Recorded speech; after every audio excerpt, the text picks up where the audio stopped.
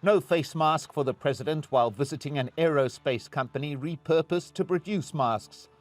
This in defiance of his administration's guidelines that masks should be worn in public at all times.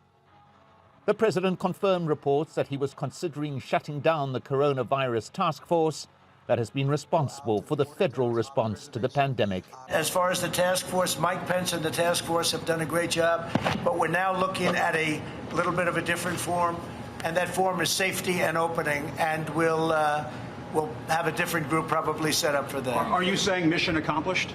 No, not at all. The mission accomplished is when it's over.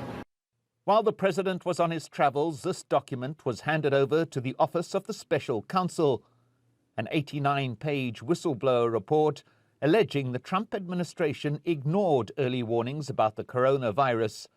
The authors, Dr. Rick Bright, the former director of the Biomedical Advanced Research and Development Authority, the country's controlling body for vaccine production.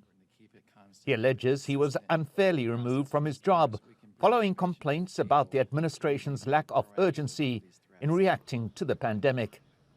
He also specifically mentions resisting pressure from senior officials to fast-track the use of the drug hydroxychloroquine and chloroquine itself in treatment for the virus. The drug was heavily and repeatedly touted by the president himself at task force briefings. I think it's going to be very exciting. I think it could be a game changer, and maybe not.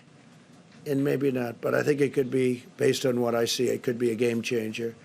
Dr. Bright contends his opposition to this position led directly to his effective demotion as officials sought to placate the president. A lot of what Dr. Bright's whistleblower complaint is about or demonstrates is the extent to which the government at the higher levels is committed not to solving the problem, but to keeping Donald Trump happy today, keeping him happy tomorrow.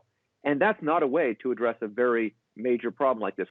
It was only a week ago that the FDA formally cautioned against the use of these drugs for the treatment of coronavirus, despite the warnings that Dr. Bright made back in January. Perhaps the most damning allegation in the report is that the administration ignored or pushed back against Dr. Bright's emails warning of the severity of the virus and insisting that the national stockpile of masks and ventilators needed to be augmented.